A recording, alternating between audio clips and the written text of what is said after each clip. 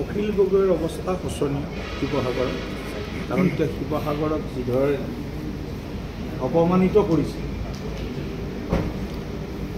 আৰু লুৰিণজ্যোতি গগৈৰ যি মিয়া প্ৰীতি কংগ্ৰেছ প্ৰীতি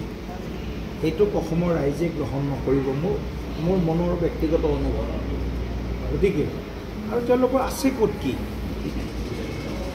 অজিত ভূঞা ডাঙৰীয়া যিকেইটা দল লগ হৈছে আজি অজিত ভূঞাও কৈছে তেওঁলোকে বোলে লুৰিণজ্যোতি গগৈ ডাঙৰীয়া দলত তেওঁলোকো বোলে সমাহিত হ'ব তেওঁলোকৰ আছে ক'ত কি কেইজন তেওঁলোকৰ নিৰ্বাচিত পঞ্চায়ত সভাপতি আছে সভানেত্ৰী আছে কেইজন ৱাৰ্ড কাউন্সিলৰ আছে কেইজন তেওঁলোকৰ জিলা পৰিষদ আছে কেইজন MLA আছে কেইজন MP আছে য'ত জনতাই যাক প্ৰত্যাখ্যান কৰিছে য'ত তেওঁলোকৰ কোনো ধৰণৰ ৰাজ্যৰ প্ৰতি ৰাজ্যখনৰ প্ৰতি এটা আগবঢ়াই লৈ যোৱাৰ ইতিবাচক চিন্তা নাই কেৱল শাসনত কেনেকৈ আহিব বিজেপিক কেনে গালি দিব পাৰে যাৰ একমাত্ৰ উদ্দেশ্য সেইটোৱেই বিজেপিক গালি দিয়া এটা ফলছ নেৰেটিভ হোৱা এটা নেৰেটিভ সৃষ্টি কৰা গতিকে এইবিলাক কথা দেখা পাইছে ৰাইজে আমাৰ ৰাইজৰ ওপৰত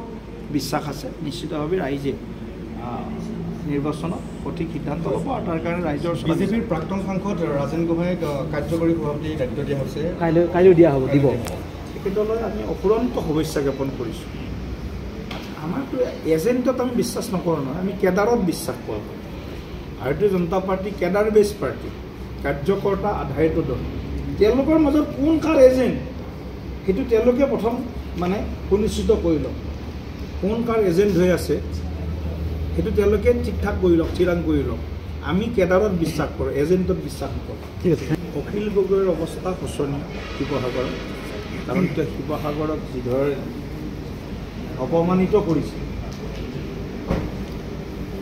আৰু লুৰিণজ্যোতি গগৈৰ যি মিয়া প্ৰীতি কংগ্ৰেছ প্ৰীতি এইটোক অসমৰ ৰাইজে গ্ৰহণ নকৰিব মোৰ মনৰ ব্যক্তিগত অনুভৱ গতিকে আৰু তেওঁলোকৰ আছে ক'ত কি অজিত ভূঞা ডাঙৰীয়া যিকেইটা দল লগ হৈছে আজি অজিত ভূঞাও কৈছে তেওঁলোকে বোলে লুৰিণজ্যোতি গগৈ ডাঙৰীয়া দলত তেওঁলোকো বোলে সমাহিত হ'ব তেওঁলোকৰ আছে ক'ত কি কেইজন তেওঁলোকৰ নিৰ্বাচিত পঞ্চায়ত সভাপতি আছে সভানেত্ৰী আছে কেইজন ৱাৰ্ড কাউন্সিলৰ আছে কেইজন তেওঁলোকৰ জিলা পৰিষদ আছে কেইজন MLA আছে কেইজন MP আছে য'ত জনতাই যাক প্ৰত্যাখ্যান কৰিছে য'ত তেওঁলোকৰ কোনো ধৰণৰ ৰাজ্যৰ প্ৰতি ৰাজ্যখনৰ প্ৰতি এটা আগবঢ়াই লৈ যোৱাৰ ইতিবাচক চিন্তা নাই কেৱল শাসনত কেনেকৈ আহিব বিজেপিক কেনে গালি দিব পাৰে যাৰ একমাত্ৰ উদ্দেশ্য সেইটোৱেই বিজেপিক গালি দিয়া এটা ফলছ নেৰেটিভ হোৱা এটা নেৰেটিভ সৃষ্টি কৰা গতিকে এইবিলাক কথা দেখা পাইছে ৰাইজে আমাৰ ৰাইজৰ ওপৰত বিশ্বাস আছে নিশ্চিতভাৱে ৰাইজে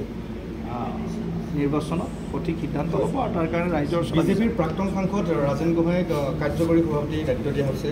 কাইলৈ দিয়া হ'ব দিব তেখেতলৈ আমি অফুৰন্ত শুভেচ্ছা জ্ঞাপন কৰিছোঁ আমাৰতো এজেণ্টত আমি বিশ্বাস নকৰোঁ নহয় আমি কেডাৰত বিশ্বাস কৰোঁ